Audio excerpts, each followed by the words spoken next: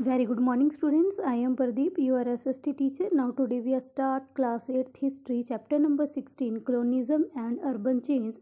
colonialism क्या होता है? colonialism means बस्तीवाद and urban change शहरी परिवर्तन.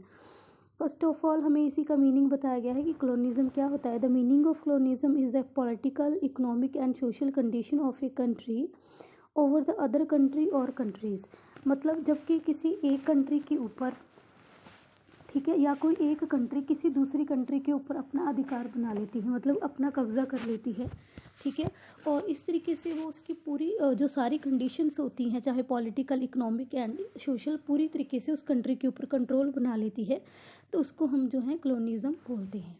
नेक्स्ट जो हमारा पॉइंट है अर्बन चेंज. अर्बन चेंज क्या होता है? The meaning of urban change is the change in the status and importance of A city with the change in the political condition of the country. ठीक है, इसमें हम urban change की अगर बात करें, अर्बन चेंज मतलब कि जब किसी का पॉलिटिकल स्टेटस चेंज होता है, किसी, मान लो कोई छोटी सिटी है, ठीक है, उसमें कोई पॉलिटिकली उसको किसी ने अपनी कैपिटल बना लिया, किसी स्टेट को अपनी कैपिटल बना लिया, तो उसका जो है पॉलिटिकल स्टेटस चेंज हो गया, इस तरीके से वो फेमस हो जाती है. ठीक है, तो उसको हम बोलते हैं अर्बन चेंज. उसमें शहरी परिवर्तन हो जाता है. जब किसी देश की जो राजनीतिक जो दशा है, जब उसमें परिवर्तन होने लगता है, तो ऐसे जो हैं एरियाज़ जो शहर नहीं थे, ठीक है, फिर धीरे धीरे वो भी शहर बन जाते हैं, और इस तरीके से उनकी इम्पोर्टेंस जो है वो बढ़ जाती है. इसको हम कहते हैं urban change. Clear. Next point है emergence of new towns and cities. ठीक है, नए नए टाउन्स एंड सिटीज़ जब बनने शुरू हो जाते हैं. The new towns emerge if they become a centre of political power, the economic activity और रिलीजियस एक्टिविटी. नए शहर कैसे बनते हैं? नए शहर जो हैं या नए कस्बे जो हैं वो तब बनते हैं जब किसी में जो देश में जो है पॉलिटिकल जो हैं और पॉलिटिकल और इकोनॉमिक एक्टिविटी या रिलीजियस एक्टिविटी वहाँ पर होनी शुरू हो जाती है.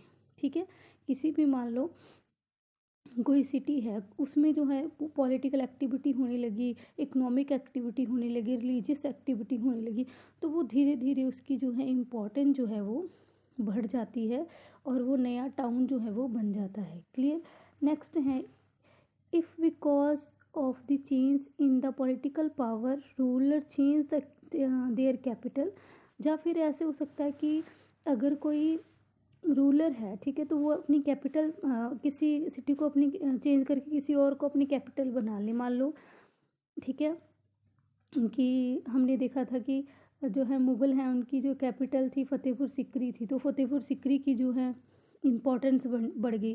फिर जब दिल्ली बना लिया तो दिल्ली की इम्पोर्टेंस बढ़ गई. इस तरीके से जो है उनकी इम्पोर्टेंस बढ़ जाती है जब कोई रूलर जो है अपनी कैपिटल चेंज करके किसी सिटी को बना लेता है, या किसी शहर को या किसी फेमस जो है ये कह लो स्टेट को बना लेता है. नेक्स्ट है इन द एंशियन टाइम. जो पुराने समय की ये बात कर रहे हैं कि हड़प्पा एंड मोहनजोदारो जो हैं, ये पूरी दो जो हैं प्रॉस्पेरस सिटीज़ थी, बहुत फेमस और बहुत इकोनॉमिक कंडीशन इनकी बहुत अच्छी थी.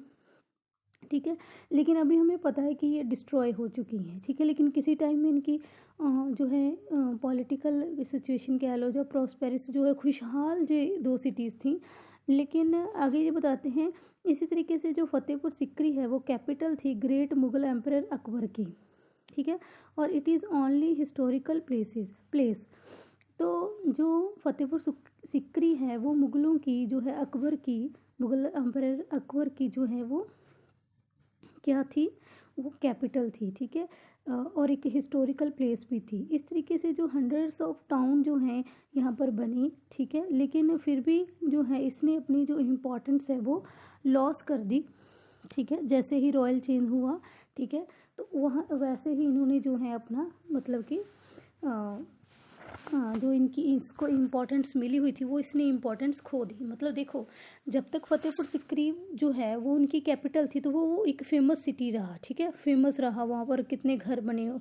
लेकिन जैसे ही फ़तेहपुर सिकरी मुग़लों ने अपनी जो है कैपिटल चेंज की, तो जो फतेहपुर सिकरी की इम्पोर्टेंस है वो भी कम होती गई। तो बार बार ये हमें यही बताने को की कोशिश कर रहे हैं कि जब किसी सिटी का पॉलिटिकल स्टेटस होता है या वहाँ पर इकोनॉमिक एक्टिविटी होती है, ठीक है, सोशल किसी कोई एक्टिविटी वहाँ पर होती है, तो वो इम्पोर्टेंस में आ जाता है, वो सिटी जो है वो ग्रो करना शुरू कर जाता है, तो उसका नेम फेम बन जाता है। लेकिन समय के हिसाब से जब जो पॉलिटिकल स्टेटस चेंज कर दिया जाता है, उससे छीन लिया जाता है, तो उसकी इम्पोर्टेंस भी जो है कहीं ना कहीं छीन जाती है।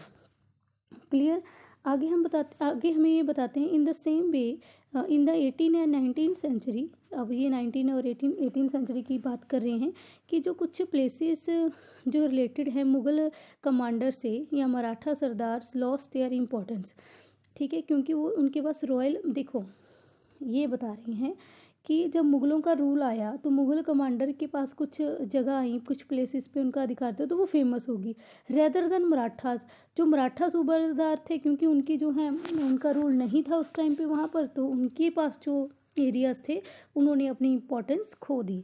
इसी तरीके से आगे बताते हैं ड्यूरिंग द ब्रिटिश रूल, ऐसे जैसे ब्रिटिश रूल इंडिया में आया तो जो मद्रास, बॉम्बे एंड कलकत्ता है, ठीक है, ये इमर्ज हुए, क्योंकि यहाँ पर उन्होंने अपना बिजनेस करना शुरू कर दिया, अपनी कंपनी बनानी शुरू कर दिया, अपने ऑफिसेस बनाने शुरू कर दिए।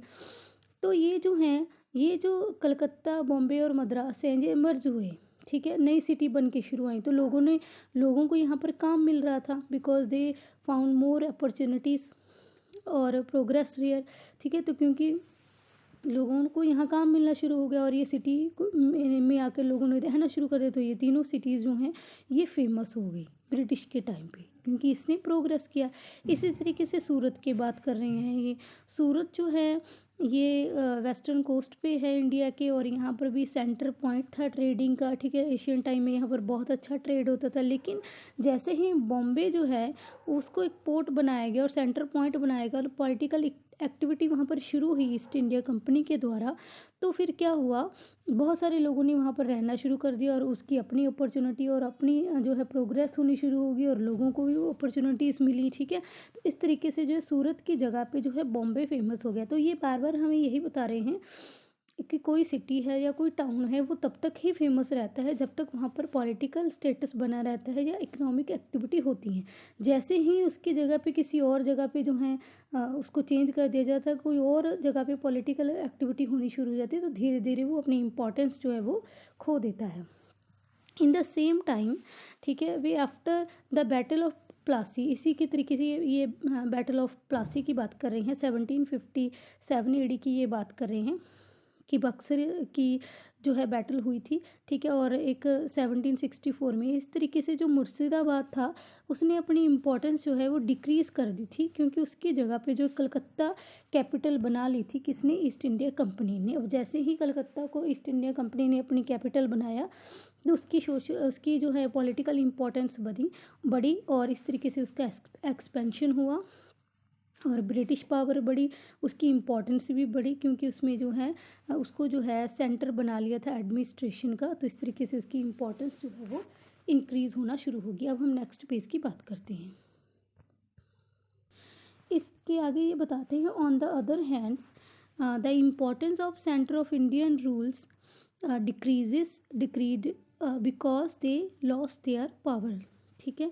कि जैसे ही ब्रिटिश रूल आया और इंडिया के जो शासक इंडिया पे रूल कर रहे थे उन्होंने अपनी पावर खो दी, उनकी पावर खो गई और कम होती गई, और जो है वो बिल्कुल जो है अपनी पावर जो है वो खो बैठे, अपना राज्य भी खो बैठे, क्योंकि ब्रिटिश जो हैं पावर में आ गए थे।